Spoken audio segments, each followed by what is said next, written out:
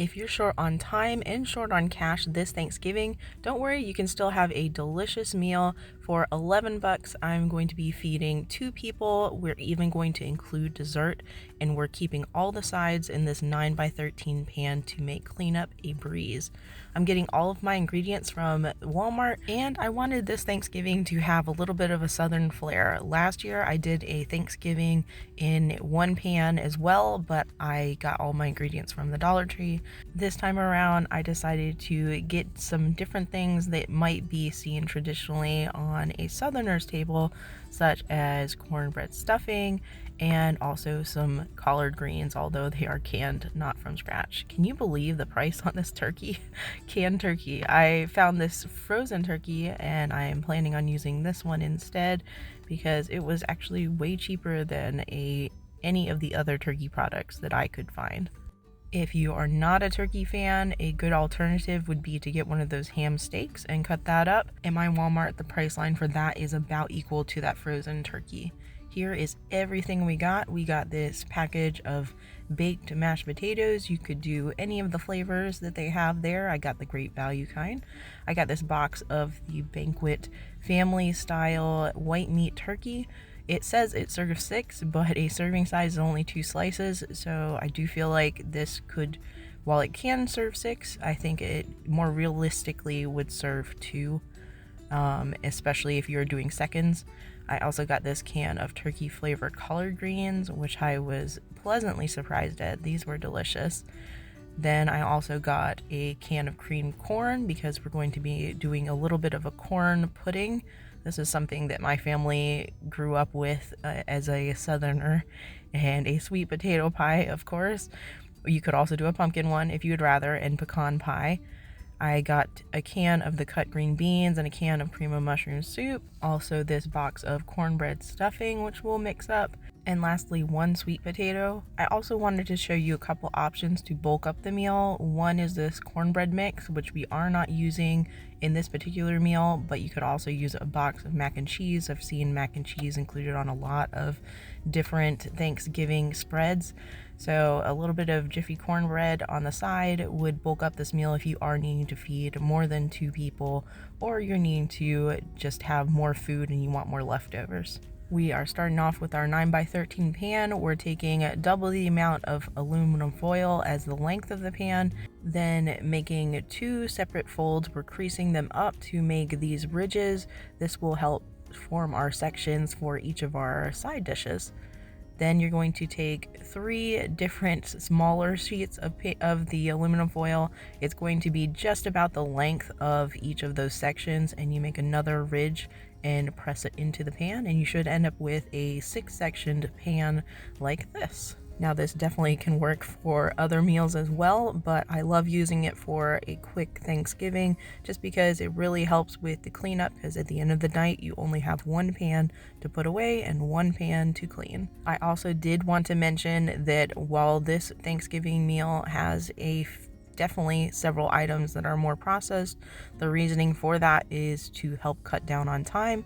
This is the Thanksgiving meal that you make if you are busy on Thanksgiving, needing to work on Thanksgiving Day, or if you just don't have a lot of time or a lot of energy to stand in the kitchen. So this is going to be with that in mind. I do try to balance the meals here between having some that have much more processed foods on it, and I know that is higher in sodium for those that are watching sodium.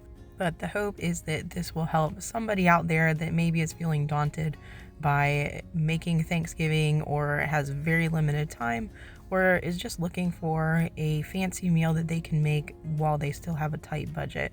And this meal came in at $10.72, so just under $11. Hopefully the little extra leeway would account for any kind of tax that you might have on food.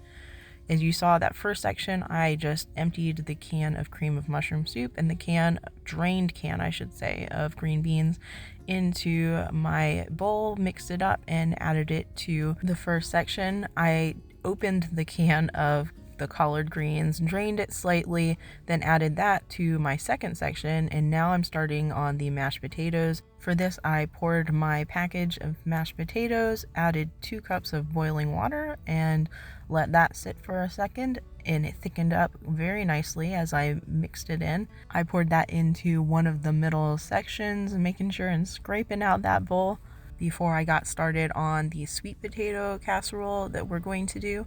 Now this one, I had an idea in mind. I wasn't sure how well it would turn out, but I feel like it turned out quite well. I took my sweet potato, peeled it, then diced it into little cubes. I took that and put it into a bowl with a little bit of water and steamed it for about 7 minutes in the microwave just to cook those potatoes. I wanted them very well cooked because I wanted them to mash slightly as I was stirring. While I was waiting for those sweet potatoes to cook, I took my cornbread and took 2 tablespoons of the smaller bits from the cornbread just to crumble them on top of the green bean casserole and add a little extra crunch. I felt like this would add a good amount of flavor. I know normally the green bean casserole has Worcestershire sauce and milk and a couple other things in it, so I wanted to add just a little more spice without using any additional spices. This is one of the first meals I've not used salt or pepper or oil or anything else besides what I bought. Now I took the hand pie, the pecan pie, out, and this is what it looks like inside. I placed it upside down so that while I'm slicing it, it wouldn't crumble that crust on the edges, and sliced it in half. I'm going to be setting aside one of those halves to eat as slices of pie, and the other half we're deconstructing to make a crumbled praline topping for the top of our sweet potato casserole. Now, as you can see, this pie has quite a bit of filling inside of it. It's got all of that sweetness, and I decided that that might be a good idea to scoop out some of that sweet part and add it to the sweet potatoes, as you would normally add a little bit of sugar into the sweet potato casserole. So I scooped out the filling. It ended up being a heaping tablespoon worth of filling. I left the pecans because I wanted those nuts for the top of the sweet potato casserole. So just took the filling part and mixed that into the sweet potatoes, and that melted in quite nicely, added a little bit of sweetness. Now this sweet potato casserole is not as sweet as a lot of sweet potato casseroles I've had are. So if you enjoy an even sweeter sweet potato casserole, you may need to add a little bit of sugar if you have it on hand. But if you didn't, I didn't actually end up adding any more sugar to this. I felt like it had enough sweetness, especially when you eat the other things with this. It definitely contrasts and you end up having a lot more of that sweetness. I added 2 tablespoons of the creamed corn mixture in as well, just to add just a touch more sweetness. Then scooped my whole mixture in. You can kind of see that there are still chunks of sweet potato in there, but a good portion of it is mashed, and that's exactly how I was hoping it would turn out. I then took the remaining bits of the pecan pie, the nuts, and the crust part, and just kind of crushed it up in a pan and toasted it until it was slightly brown. This took about 3 to 4 minutes on medium. As soon as you start seeing them have a little bit of color, you're going to want to take it off the heat, and then I poured it on top of the sweet potato casserole. This definitely added a touch more sweetness to the casserole and also added a lot more interest to this dish. And with that, 4 out of our 6 sides are done. Now the next dish that we are going to prepare is the cornbread pudding that I was planning on doing. I was going to use the Jiffy cornbread mix that you saw earlier, but I realized that it was going to be way too much food for 2 people. As it is, I am keeping in mind that this is Thanksgiving. You are going to come back for seconds. That's why if you look and you see it's a lot of food, it is a lot of food. It's for 2 people to eat 2 full plates and come back for seconds, or even my family typically hangs out and then goes back for seconds, an hour or 2 after the initial meal. So I wanted to keep that in mind because this is a Thanksgiving meal. I took 1 cup of the stuffing mix, mixed it into the can of creamed corn, and added a tablespoon of the crushed stuffing that you saw, the cornbread stuffing box mix, onto the top just for a little bit of a crisp topping. This is a dish that my family has grown up with. I've seen it at several different Southern Thanksgiving meals, so I think it might be one that certain families have on the regular at Thanksgiving. But you normally add a little bit of cornbread, normally includes sour cream and sometimes eggs, and then use cream corn or corn and make a corn pudding out of it. If you are from the South or you grew up with some different Southern families that you visited over the Thanksgiving holidays, what kind of Thanksgiving dishes did you all have? I'm curious what all I missed. I know mac and cheese seems to be a popular one, but I just couldn't bring myself to do a box mac and cheese for this one. I knew that would be a great option if you are wanting to bulk it up on the side, so I wanted to give that as the option instead. Now with this cornbread stuffing, all we had left was 1 cup of the cornbread stuffing, so I added 1 cup of boiling hot water. The package directions say to add butter, but it really doesn't have to have that. It is nice on the side, it's a nice little addition, and it does bring the flavor out a little bit, but it makes up perfectly without the extra butter. So I left it just plain. I mixed it, and then as I was mixing, I didn't over mix and I set it aside. This is how you get the bigger chunks in it. If you mix it too much, then you end up having it all disintegrate and turn into kind of a mush stuffing, which if that's the texture you're aiming for, that's the way to get that kind.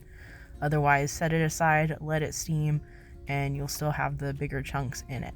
I took the other half of our pecan pie, placed it upside down again, and sliced it into 2 slices. Now I'm taking our sweet potato pie out, and this is what that one looks like if you were wondering. Put that upside down and I cut it into 4 slices. I'm just doing a little mini dessert plate over on the side, and we're just going to each have 3 slices of pie, 2 of the sweet potato and 1 of the pecan. And this is really delicious if you take the sweet potato pie and microwave it just for a few seconds. It's actually really good to have it nice and warm, which is interesting because pecan pie I always thought is better colder, but sweet potato pie for some reason hits different. So now our stuffing is done, or dressing, whichever one you want to call it. I fluffed it up and added that into our last section. Now, if you're looking at all these sections and saying, where's the turkey? It's because I planned on doing the turkey while this is all in the oven cooking, because the turkey on the back has microwave instructions. You could leave off one of the sides, and then just go ahead and do the turkey or part of the turkey in one of the sections. But I thought it came with so much gravy that I really wanted to make sure that I had it in a separate section that wouldn't bleed over to everything else. So while that is in the oven at 350 for about 25 minutes, I took the turkey out of the package and just read the instructions. It said to vent the film, microwave it for, I think it was 7 minutes, and then take it out and stir it around and put it back in for 4 more. And this is what we ended up with. You can see it's kind of a round deli meat type of turkey. This was quite good. It's definitely a slightly different texture than turkey that you pick off the bone or anything like that, but was still really delicious, and it definitely came with a lot of gravy. So if you are a gravy fan, this is the turkey for you. As you can see, the pieces are sliced fairly thin, so that's why I felt like having more than 2 pieces per person would be kind of nice. 2, I'm sure it would suffice if that is all that you are wanting to have, but since it's Thanksgiving, I felt like you needed to have a little bit more.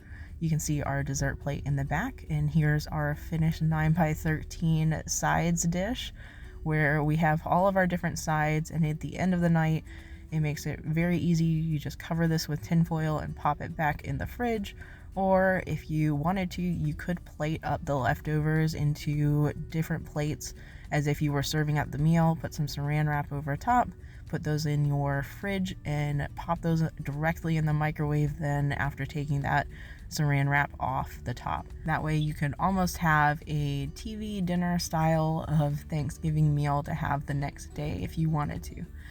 I served up 1 plate just so you can kind of see how much food there actually is, how much food you're going to get per serving, and just kind of gauge whether or not this is the meal for you all, or if you are needing less food or more food. While we are on the topic of Thanksgiving, I did want to say how grateful I am for you all. You guys have been such an encouragement to me as far as keeping this channel going and letting me know what's helpful, what videos you want to see more of.